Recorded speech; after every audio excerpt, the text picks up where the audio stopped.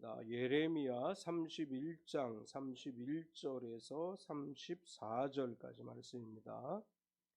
예레미야 31장 31절에서 34절까지 제가 가지고 있는 성경 구약성경 1157페이지입니다. 1101페이지, 1102페이지에 있습니다.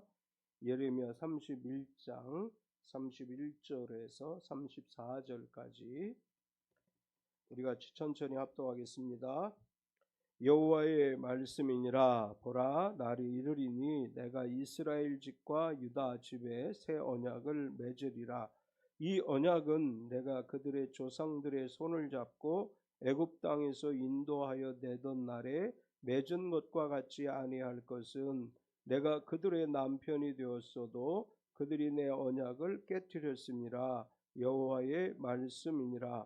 그러나 그날 후에 내가 이스라엘 집과 맺을 언약은 이러하니 곧 내가 나의 법을 그들의 속에 두며 그들의 마음에 기록하여 나는 그들의 하나님이 되고 그들은 내 백성이 될 것이라.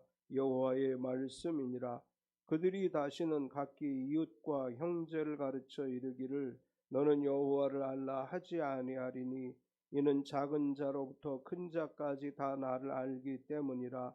내가 그들의 악행을 사하고 다시는 그 죄를 기억하지 아니하리라. 여호와의 말씀이니라. 아멘. 우리 546장 찬양하시고 말씀 나누겠습니다. 주님의 이름으로 환영합니다.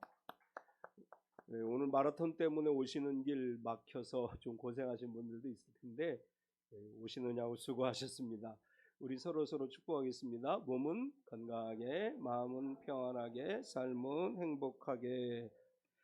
예, 이제 새봄의 기운이 느껴지지요. 날씨가 많이 따뜻해지고 있는데 그래도 환절기이기 때문에 우리 주님 보호하심 속에 건강하고 평안하고 행복한 하루하루의 삶이 되시기를 축원합니다. 아멘. 오늘 주보에 있는 걸 읽어드리겠습니다. 하나님과 동행하는 삶. 한 사람이 약에 쓰려고 청동오리 농장을 찾았습니다. 사육장에는 청동오리들이 가득했는데 사방으로 울터리만 쳤고 하늘은 텅 비어 있었습니다. 속으로 걱정했습니다. 저러다 다 날아가 버리면 어떻게 하나. 궁금증을 참지 못해 저러면 날아가지 않나요? 하고 묻자 주인이 대답했습니다. 저렇게 살찐 녀석들이 어떻게 날아갑니까? 자세히 보니까 청둥오리들이 집오리처럼 살이 토실토실 쪘습니다. 그가 다시 물었습니다. 그럼 저 청둥오리들은 하늘을 나는 것들과 종자가 다른가요? 아닙니다. 태어나자마자 영양식을 듬뿍 주면 저렇게 살이 찌고 결국 날개가 퇴화되어 날지 못해요. 그 얘기를 듣고 그는 절제의 중요성과 무엇이든지 약간 모자란 것도 괜찮은 삶이구나 하는 것을 깨달았습니다. 조금 가지지 못하면 어떻습니까? 다 가지면 오히려 비상할 수 없고 하나님을 신실하게 믿을 수 없고 예수님 믿는 삶이 얼마나 소중한 삶인지 실감할 수 없습니다. 중요한 것은 현재의 형편에서 하나님과 동행하는 삶입니다. 그러면 누구나 이 땅에서 비상할 수 있고 때가 되면 천국에 가서 하나님 품에 있게 될 것입니다. 예수님을 영접하고 에녹처럼 하나님과 늘 동행하면서 내일의 축복을 예비하며 사십시오. 예, 우리가 조금 부족해 더 기도하게 되고 조금 어려워야 더 하나님을 간절히 찾게 되지요. 모든 것이 잘 되고 모든 것에 부족함이 없으면 그러면 신앙생활 잘할 것 같은데 오히려 영적 게으름이 오는 것을 알 수 있습니다. 힘들고 어려울 때 주님을 더 가까이 하고 하나님이 주시는 복을 누리며 살아가는 저 여러분 되시기 바랍니다.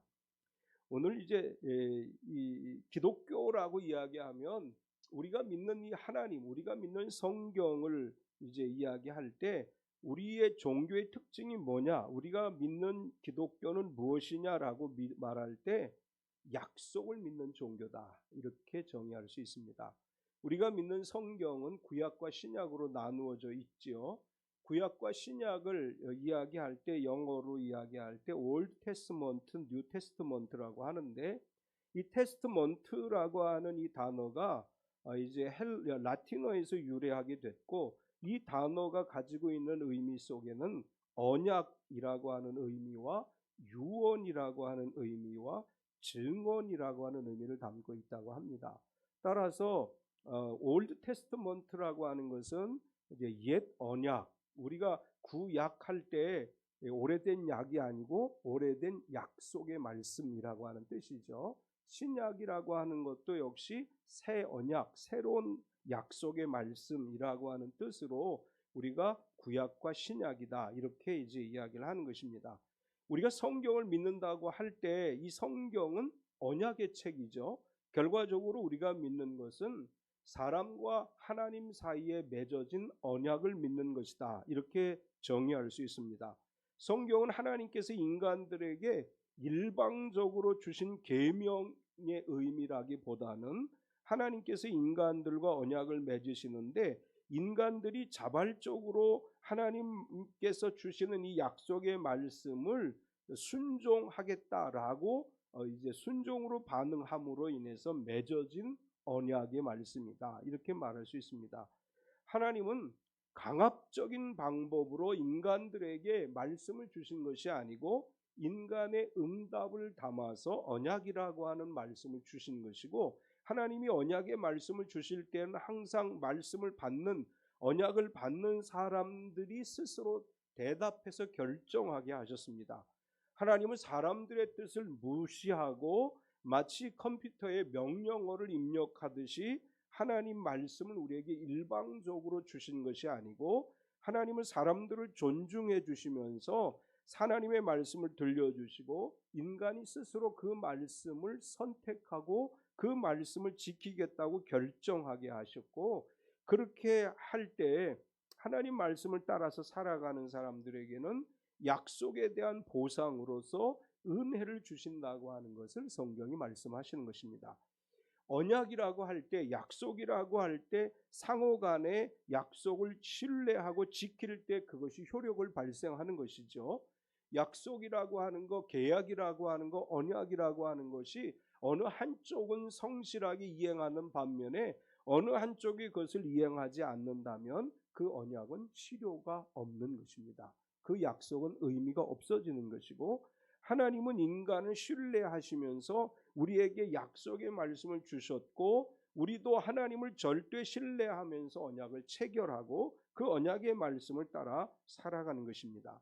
우리가 성경을 읽어보면 하나님이 인간과 언약을 맺는 여러 장면들이 등장을 합니다. 이제 그 중에서 가장 중요한 장면이라고 하면 출애굽한 이스라엘 백성들과 시내산에서 맺은 언약이라고 할 수 있고, 오늘 본문에서는 하나님께서 예레미야 선지자를 통해서 새 언약을 너희와 맺겠다, 새 약속을 너희와 맺겠다, 이렇게 말씀을 하셨습니다. 예수님께서 인간의 몸을 입고 세상에 오셔서 고난받으시고 죽으시고 부활하심으로 우리에게 하나님의 또 다른 새 언약이 맺어진 것이다. 이제 예레미야 선지자의 예언을 우리가 그렇게 해석할 수 있습니다. 구약의 언약과 신약의 언약의 차이라면, 구약의 언약은 하나님의 법을 준수하고 그 법을 따라 살아가면 그에 합당한 대가로서 복을 주신다, 이것이 구약의 언약의 형태라면, 신약의 언약은 예수 그리스도의 십자가로 인해서 우리 죄를 사해 주시고 예수 그리스도의 부활로 말미암아 우리에게 영원한 생명을 주신다고 하는 구원과 영생의 언약의 말씀인 것입니다. 예레미야 선지자는 위기의 시대에 하나님의 말씀을 전한 분이시죠. 예레미야는 예루살렘이 멸망해 가던 시대에 하나님의 말씀을 전한, 희망의 복음을 전한, 희망의 언약의 말씀을 전한 선지자이고, 시대적으로 나라가 위기에 처했을 때 하나님은 예레미야 선지자를 통해서 미래를 예언하게 하시면서 미래에 있을 희망에 대해서, 회복에 대해서 예언하게 하셨습니다. 오늘 우리가 봉독한 말씀도 절망 속에서 희망을 예언한 말씀이라고 할 수 있는데, 예레미야 선지자를 통해서 하나님께서 희망의 예언의 메시지를 주시면서 이 말씀에 대해 새로운 언약이다, 이렇게 이제 표현을 했습니다. 오늘 우리가 함께 봉독한 31절에서 34절까지는 예언되어진 희망의 예언의 말씀이고, 또 이 말씀을 중심으로 새로운 언약이라고 하는 제목으로 은혜를 나누려고 하는데, 오늘 우리에게 주신 은혜의 말씀은 첫 번째 새 언약에 대한 이야기입니다. 하나님은 예레미야 선지자를 통해서 새로운 언약을 주신다고 말씀하시면서 하나님께서 주시는 이 새로운 언약은 이전 언약과 같지 않다, 이렇게 설명을 해요. 31절과 32절을 보면 여호와의 말씀이니라, 보라 날이 이르리니 내가 이스라엘 집과 유다 집에 새 언약을 맺으리라. 이 언약은 내가 그들의 조상들의 손을 잡고 애굽 땅에서 인도하여 내던 날에 맺은 것과 같지 아니할 것은, 내가 그들의 남편이 되었어도 그들이 내 언약을 깨뜨렸음이라. 여호와의 말씀이니라.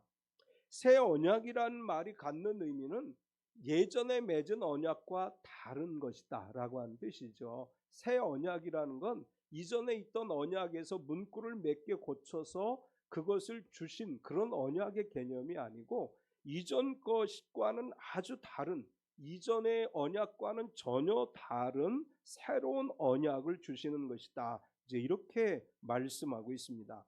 이전의 언약은 조상들의 손을 잡고 애굽 땅에서 인도하여 내던 날에 맺은 언약이다, 이렇게 설명을 했어요. 이건 우리가 잘 아는 것처럼 출애굽에 성공한 이스라엘 백성들과 더불어서 시내산에서 하나님이 언약을 맺으신 것으로서 애굽에서 출애굽한 상황 속에서 출애굽에 성공한 그들에게 기쁨이 충만한 가운데 맺은 언약입니다.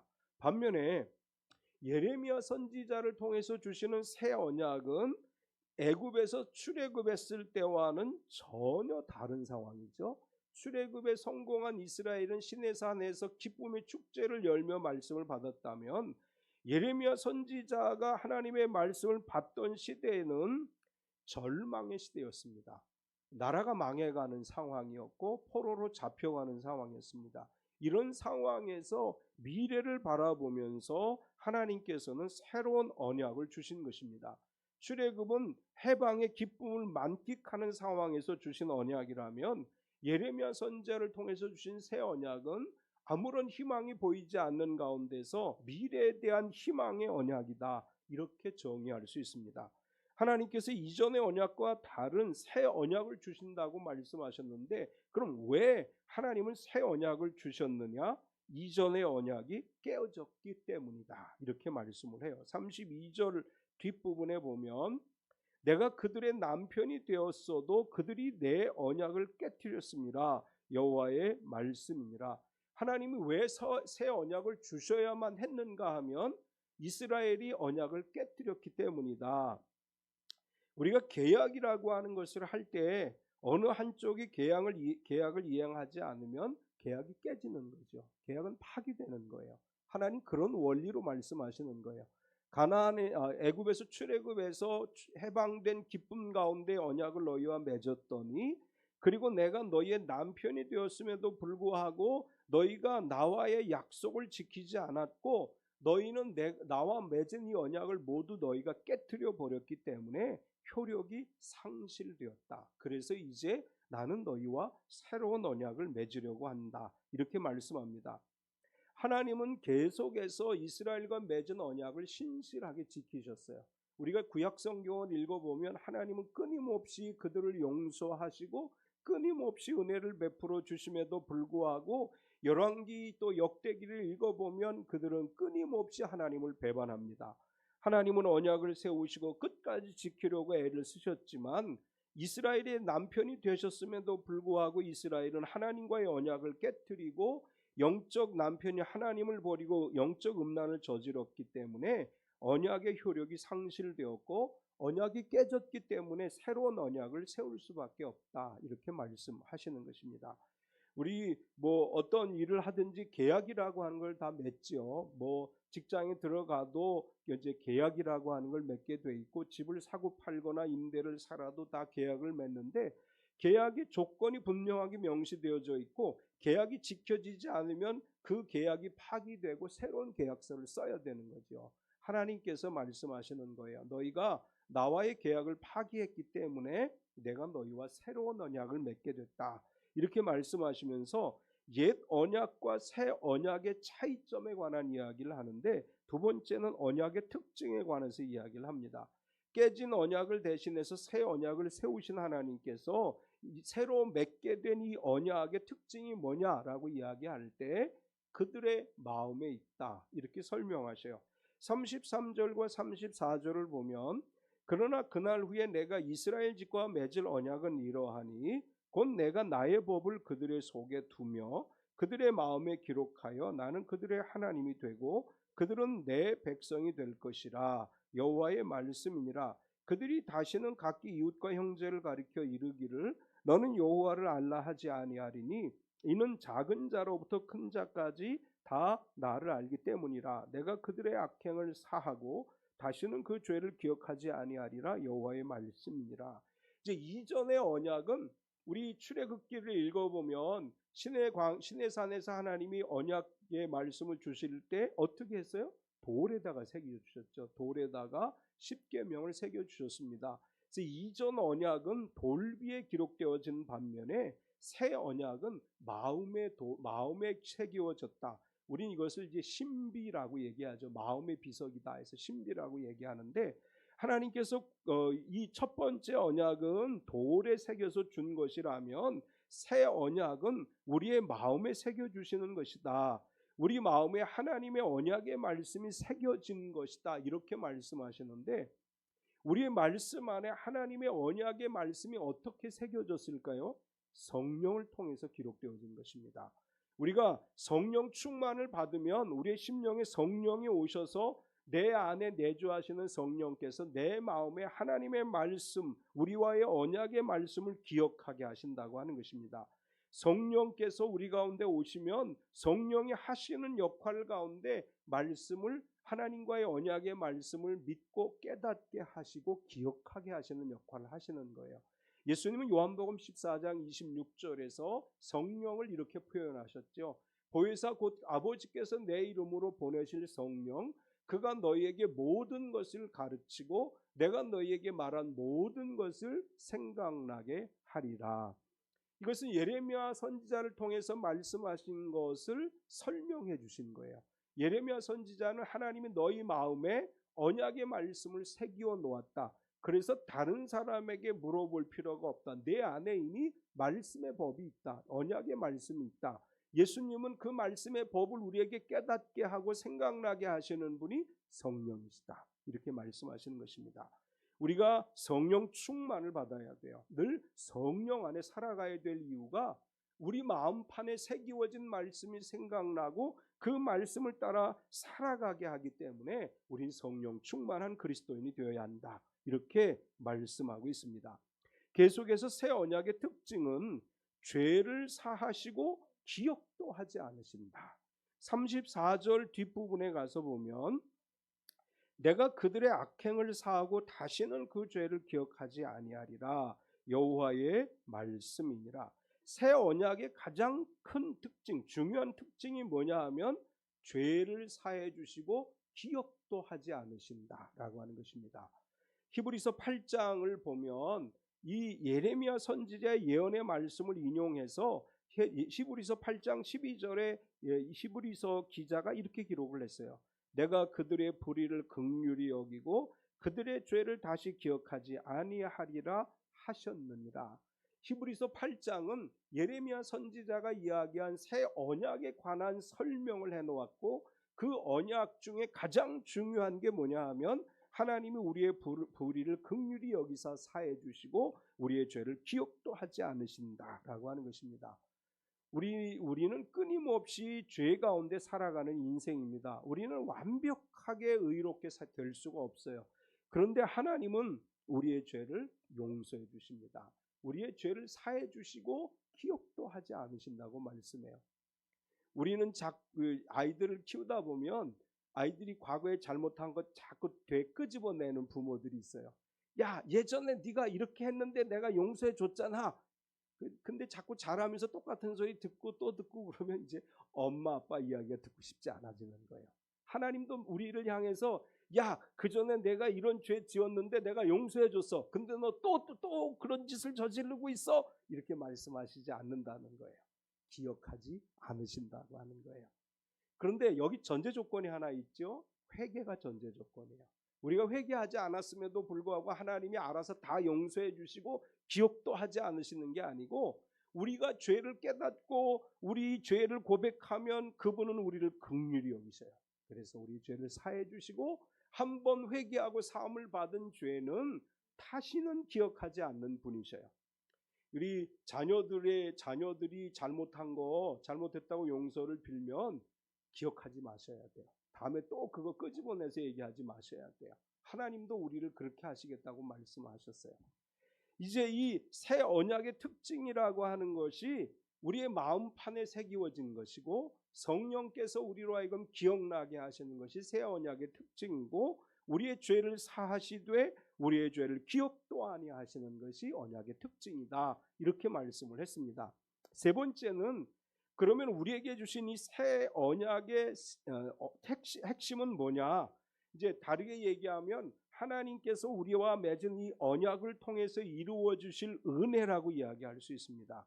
31절과 34절은 새 언약에 관한 이야기를 간단하게 이야기했다면, 그 앞의 내용들 속에서는 우리와 언약을 맺으신 하나님이 그 언약으로 인해서 우리에게 주실 은총에 관해서 기록을 했습니다. 먼저 1절에 보면 이렇게 기록을 했어요. 여호와의 말씀이니라, 그때 내가 이스라엘 모든 종족의 하나님이 되고 그들은 내 백성이 되리라. 언약의 시작이 뭐로부터 시작되느냐? 하나님께서 우리의 하나님이 되시고 우리가 하나님의 백성이 되는 것으로부터 이 언약이 시작되어지는 것이고, 우리가 하나님의 백성이 되었다면 언약 속에서 받게 될 은총이 뭐냐? 은혜로 구원을 받는다, 이렇게 말씀을 해요. 우리가 받는 은총이 뭐냐? 은혜로 받는 거예요. 지난주에도 은혜로 구원받는 이야기를 나누었는데 2절에서부터 7절까지를 보면 이렇게 기록을 했습니다. 여호와께서 이같이 말씀하시니라, 칼에서 벗어난 백성이 광야에서 은혜를 입었나니 곧 내가 이스라엘로 안식을 얻게 하러 갈 때라. 옛적에 여호와께서 나에게 나타나사 내가 영원한 사랑으로 너를 사랑하기에 인자함으로 너를 이끌었노라 하였노라. 처녀 이스라엘아, 내가 다시 너를 세우리니 내가 세움을 입을 것이요 내가 다시 소고를 들고 즐거워하는 자들과 함께 춤추며 나오리라. 내가 다시 사마리아 산들의 포도나무를 심되 심는 자가 그 열매를 따기 시작하리라. 에브라임 산 위에서 파수꾼이 외치는 날이 있을 것이라. 이르기를 너희는 일어나라, 우리가 시온에 올라가서 우리 하나님 여호와께로 나아가자 하리라. 여호와께서 이와 같이 말씀하시니라, 너희는 여러 민족의 앞에 서서 야곱을 위하여 기뻐 외치라. 너희는 전파하며 찬양하며 말하라. 여호와여, 주의 백성 이스라엘의 남은 자를 구원하소서 하라. 2절에서 7절까지는 이런 얘기예요. 이스라엘이 하나님 앞에 온전하지 못했기 때문에 고난과 시련을 당했지만 하나님이 그들을 다시 회복시켜 주신다. 그리고 하나님께서 그들을 구원하신다. 그런데 이 모든 것들은 은혜로 되어지는 것이다, 이렇게 말씀하고 있습니다. 하나님은 오늘도 우리의 노력에 의해서가 아니라 은혜로 우리를 구원해 주시고, 하나님께서 예수 그리스도를 믿는 모든 성도들을 은혜로 구원해 주시기에 그 안에 기쁨과 즐거움의 찬양이 있을 것이고 하나님께 우리가 경배하며 나아가게 될 것이다, 이렇게 말씀합니다. 우리는 은혜로 구원받은 성도로서 기쁘고 즐거움으로 하나님을 찬양하며 주님을 예배하는 성도인 줄로 믿습니다. 또한 하나님께서는 돌아오게 하신다, 이렇게 말씀을 하셔요. 8절과 9절을 보면, 보라, 나는 그들을 북쪽 땅에서 인도하여 땅 끝에서부터 모으리라. 그들 중에는 맹인과 다리 저는 사람과 잉태한 여인과 해산하는 여인이 함께 있으며 큰 무리를 이루어 이곳으로 돌아오리라. 그들이 울며 돌아오리니 나의 인도함을 받고 간구할 때 내가 그들을 넘어지지 아니하고 물 있는 계곡의 고든 길로 가게 하리라. 나는 이스라엘의 아버지요 에브라임은 나의 장자니라. 이제 우리에게 하신 언약의 특징 가운데 하나가 뭐냐면 회복이에요. 이제 회복이라고 하는 표현 가운데 돌아옴이라고 하는 이야기를 썼습니다. 이스라엘이 포로가 돼서 끌려갈 것인데 하나님께서 구원하시고 회복시켜 주시는데 그들이 돌아올 때 건강한 사람들만 돌아오는 것이 아니고 장애를 가진 분, 앞을 못 보는 분이나 다리를 저는 분이라 심지어 잉태하거나 해산한 여인들까지도 아무런 어려움이 없이 먼 길을 돌아서 오는데 하나님이 안전하게 지켜주신다. 그런 말씀이에요. 오늘날 우리가 차로 이동하는 것도 몇 시간 하면 힘들죠. 피곤하죠. 이때는 걸어 다니던 시절이에요. 하나님은 말씀합니다. 앞을 못 보는 장애를 가진 사람, 다리를 저는 장애를 가진 사람, 신체적 어려움을 가진 사람뿐 아니라 잉태한 여인과 해산한 여인이 큰 무리가 돼서 아무런 어려움 없이 너희가 다 돌아오게 될 것이다. 이렇게 말씀을 합니다. 하나님께서 우리 참빛교회 모든 성도들에게도 같은 은혜를 주실 줄 믿습니다. 아픈 사람, 어려움 당하는 사람 모두가 주님께로 아무런 어려움 없이 무리를 이루어 돌아오게 될 것이고, 그리고 이제 이 울며 돌아오리라고 하는 이 말이 갖고 있는 의미가 뭐냐면, 현대어 성경은 이 부분을 이렇게 번역을 했습니다. 그들이 고향 산천을 떠날 때에는 슬프게 울면서 끌려갔으나 이제는 그들이 내 위로를 받으며 기쁘고 웃고 환호성을 외치며 돌아올 것이다. 이스라엘이 돌아오게 되는 상황에서 그들이 울며 돌아온다고 말한 개역개정의 성경의 의미는 현대어 성경에서 설명하고 있는 것처럼 떠날 때에는 울면서 끌려갔는데 이제는 하나님의 위로를 받고 기쁘게 웃으면서 즐거움의 환호성을 지르며 돌아오게 될 것이다. 이렇게 말씀하시는 것입니다. 우리의 삶 가운데 울며 슬프게 울며 고통 속에 있었던 사람들이, 성도들이 하나님의 은혜로 위로를 받고 기쁘게 웃고 환호성을 외치며 하나님 품 안에 돌아와 하나님의 은혜를 누리는 역사가 일어날 줄 믿습니다. 그다음 계속해서 돌아온 무리들에게는 다시는 근심이 없을 것이다. 이렇게 말씀을 해요. 12절과 13절을 보면 우리 같이 한번 읽어보겠습니다. 그들이 와서 시온의 높은 곳에서 찬송하며 여호와의 복 곧 온 곡식과 새 포도주와 기름과 어린 양의 떼와 소의 떨을 얻고 크게 기뻐하리라. 그 심령은 물된 동산 같겠고 다시는 근심이 없으리로다 할지어다. 그때에 처녀는 춤추며 즐거워하겠고 청년과 노인은 함께 즐거워하리니 내가 그들의 슬픔을 돌려서 즐겁게 하며 그들을 위로하여 그들의 근심으로부터 기쁨을 얻게 할 것임이라. 아멘. 하나님의 언약의 말씀입니다. 하나님께서 우리가 언약의 말씀을 잘 듣고 지켜 행하게 될 때 하나님이 주시는 복이 임하게 될 것이고, 여기서 표현하고 있는 여호와의 복, 곡식과 새 포도주와 기름과 어린 양의 떼와 소의 떼를 얻고, 이것은 오늘날로 이야기하면 재산 증식입니다. 재산이 증식되어져 물질적 어려움을 겪지 않을 것이고, 이 말의 의미는 끌려갈 때 빈손으로 끌려갔습니다. 그러나 돌아올 때 하나님이 그들을 풍요롭게 해주실 것이다. 우리가 주님 처음 만났을 때 힘들고 어려운 상황이었다 할지라도 그 손에 하나님이 주신 것들로 가득히 채워지게 될 것이고, 빈손인 인생이 풍요로운 하나님의 복을 누리게 되고, 물질적인 복뿐만 아니라 그 심령은 물된 동산 같을 것이다. 물된 동산 같은 심령이 되매 마음에 근심이 없을 것이다. 참빛교회 모든 가족이 마음에 근심이 없는 하나님으로부터 그 은혜를 누리는 삶이 되시기를 축원합니다. 근심이 없으면 기쁨이 오는 거죠. 기쁨 대신에 근심 대신에 기쁨을 주시는 하나님의 은혜가 어린아이에서부터 나이 많은 어른 노인에 이르기까지 모든 성도에게 임할 줄로 믿습니다. 하나님께서 계속해서 이렇게 말씀하십니다. 내 복을 주어 만족하게 하겠다. 14절을 보면 내가 기름으로 제사장들의 마음을 흡족하게 하며 내 복으로 내 백성을 만족하게 하리라. 여호와의 말씀이니라. 이제 이것은 이런 의미예요. 포로에서 돌아와서 회복되어질 때 기름으로 제사장들의 마음이 흡족하다고 하는 것은 예배자들이 기쁨으로 하나님을 예배하게 된다라고 하는 거예요. 예배자들이 기쁨으로 하나님을 예배할 때 하나님이 주시는 복이 온 성도에게 임하는 것이고, 그러므로 인해서 백성이 만족하게 되는 것이다. 우리 참빛교회 예배가 기쁨과 마음이 흡족한 예배가 되고, 그러므로 인해서 하나님이 주시는 복으로 만족함을 누리게 될 줄로 믿습니다. 이제 마지막으로 너의 장래에 소망이 있을 것이다, 이렇게 말씀을 해요. 17절 같이 읽겠습니다. 너의 장래에 소망이 있을 것이라. 너희 자녀가 자기들의 지경으로 돌아오리라. 여호와의 말씀이니라. 이제 현대어 성경으로 보겠습니다. 같이 읽겠습니다. 내게는 희망과 미래가 있다. 내 자식들이 이제 고향 땅으로 돌아온다. 이것은 내가 온 세상의 주인으로서 내게 주는 약속이다. 아멘. 공동 번역으로도 한번 같이 읽어보겠습니다. 밝은 앞날이 너를 기다리고 있다. 내가 분명히 말한다. 너의 자식들이 고향으로 돌아오리라. 아멘. 이 말씀이 모든 가정에 이루어지기를 축원합니다.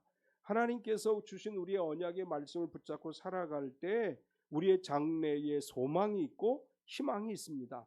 특별히 여기서 강조하고 있는 것은 자녀들이 돌아온다고 하는 거예요. 자녀들이 돌아온다고 하는 말은 자녀들의 삶의 회복을 이야기하는 것입니다. 흩어졌던 자녀들이 부모 품으로 돌아오게 될 것이고, 고난과 시련과 어려움 속에 있던 자녀들이 그의 삶이 희망의 길이 열려지게 될 것이고, 하나님이 주시는 복을 누리게 될 것이다, 이렇게 말씀합니다. 참빛교회 자녀들마다 회복되는 역사, 돌아오는 역사, 하나님이 주시는 복을 누리는 역사가 일어나게 될 줄 믿습니다. 하나님이 주신 언약은 우리의 마음에 주신 것이고, 성령으로 그 말씀 안에서 우리에게 희망을 주시는 것입니다. 하나님 말씀으로 마음에 희망을 품고 살아갑시다. 우리의 자녀들이 다 잘 될 줄 믿습니다. 우리가 만족한 삶을 살아가게 될 줄 믿습니다. 모든 면에서 하늘의 복을 누리는 참빛교회 모든 성도가 되시기를 축원합니다. 하나님 감사합니다. 오늘도 우리가 주님의 말씀을 들었습니다. 하나님께서 예레미야 선지자를 통해서 내가 새 언약을 너에게 준다고 말씀하셨고, 그 새 언약으로 말미암아 우리의 죄가 사함을 받고 우리의 죄를 기억도 아니하신다 말씀하시고, 우리가 은혜로 구원받은 성도가 된다고 말씀하신 하나님, 예레미야 선지자를 통해서 말씀하신 이 약속의 복이 참빛교회 모든 성도의 가정에 임하게 하여 주시옵소서. 걱정과 근심과 염려가 아니라 기쁨과 감사의 찬양이 넘치게 하시고, 가난함이 아니라 부요함이 되게 하여 주시고, 근심과 걱정이 아니라 즐거움과 감사가 되게 하여 주시고, 자녀들이 하나님의 복을 누리는 역사가 일어나게 하여 주시옵소서. 우리의 미래에 희망이 있음을 믿습니다. 하나님께서 우리의 삶의 소망으로 인도해 주심을 믿습니다. 언제나 우리가 그 언약의 말씀을 붙들고 살아가는 삶이 되게 하여 주시옵소서. 예수님의 이름으로 기도드리옵나이다. 아멘. 우리 다 일어서서 시편